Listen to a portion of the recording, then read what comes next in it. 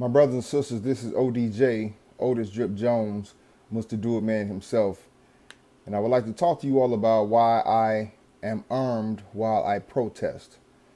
I'm sure by now many of you have seen on last week, I confronted a young man waving a Confederate flag along with the sign around his neck, which read, "Black Lives Don't Matter." When I received that this action was taking place, I immediately armed myself and went to his location to confront racism face to face. When I see that flag, I'm automatically threatened because that flag represents hate, violence, and crime. It represents wanting to uphold slavery. It represents traitors of the United States of America. It represents slave owners wanting to hold on to their slaves for their monetary gain, all while demonizing and destroying black people.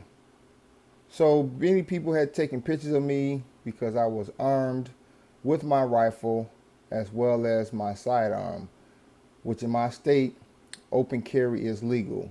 So I was operating in my Second Amendment rights, the rights to bear arms. Many people took photos and posted them on social media, and there were many questions like, why would he come to a protest with a gun like that? So the reason why I come to a protest with a gun like that, because on Sunday in St. Louis, Missouri, while protesters were marching to Mayor of St. Louis, Lyda Crusen's home, because she read names of those who supported defunding the police. Not only did she read the names, she also read their address. So what that does is automatically put them in danger because of the climate that we have. We have idiots who take offense at someone's position and they may seek to hurt them. So the protesters were upset because she divulged this information and put those people in harm. While in protest, the protesters were walking past this couple's house and they came out armed and pointing their guns at protesters.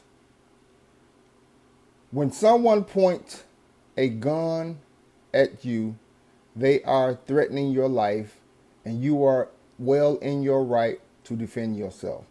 If I were there and a gun was pointed at me, I immediately would have been in fear for my life and I would have protected myself and I would have been well in my right. The young lady, I've come to learn, they're both attorneys, so they should be well knowledgeable of the law, but she had her finger on the actual trigger. If she was walking and stumbled and pulled that trigger, it would have been a much different situation than it was. And I'm very grateful that nothing tragic happened in a very terrifying instance, because someone's life senselessly could have been lost. We always call out black men and black women when they are senselessly killing each other. But we never want to call out when white people senselessly commit crime. And that was a senseless crime because they were brandishing a weapon. That, my friends, is a crime. And no one is holding them accountable. I hear an investigation has opened, but what is the investigation going to birth? I don't know. And from history, if history proves itself to be true again, that investigation won't birth anything but a pat on the back, maybe not even a slap on the wrist. But my brothers and sisters, if I were there, I would have feared for my life and I would have defended myself. Let us not forget Tamir Rice in a park by himself playing with a toy gun was murdered 6 seconds after the police officer got out of his vehicle.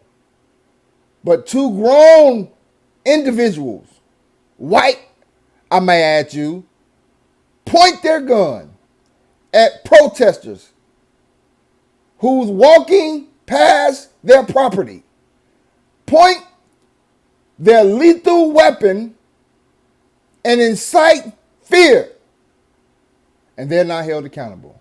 And this is the racism, systemic racism that we're speaking about, because if this couple were black, they would have been arrested and thrown in jail. And nobody's going to make me believe different, because I've seen it time and time and time again. When you're white and do a crime, you get a slap on the wrist. When you're black and commit the same crime, they throw the book at you and throw your ass under the jail. You cannot tell me that I'm not right. And these people were putting those protesters' life in danger. If someone points their gun at me, I have to protect myself as well as those who are in my vicinity. It is my right to do so. So, young lady who posed the question, why would I bring a gun like that to a protest? That's the reason why. Because at the end of the day, regardless of what protest I go to, my main objective is to get home to my family. And if someone is pointing their deadly weapon at me, they are threatening my life and putting me in a position where I may not make it home to my family. And I refuse to chance not protecting myself. I refuse to chance not making it home to my family. Because my brothers and sisters, you can disagree with anyone. This is a free country. We have freedom of speech. So if you don't agree with Black Lives Matter, you can disagree with that. If you don't agree with defunding the police department, you can disagree with that. If you don't agree with those protesters in St. Louis calling for that mayor to resign, you can disagree with that. You're well in your right to disagree with another person's opinion, but you are not in your right to put someone's life in danger. You are in control of that firearm. You're responsible for that firearm, and you're responsible for every bullet in that firearm, as well as I. And I am not going to put someone's life in danger by willy-nilly pointing my gun at people. It's a crime, and I don't want to hurt anyone, but I will defend myself. When you threaten my life, I have no choice but to defend myself. You can disagree all you want to. It's your right to disagree. No two people are the same. We all have our own train of thought and our own thinking process and our own opinion. And you are able to disagree with that. But when it comes to threatening my life and me potentially not getting home to my family, I must care for myself.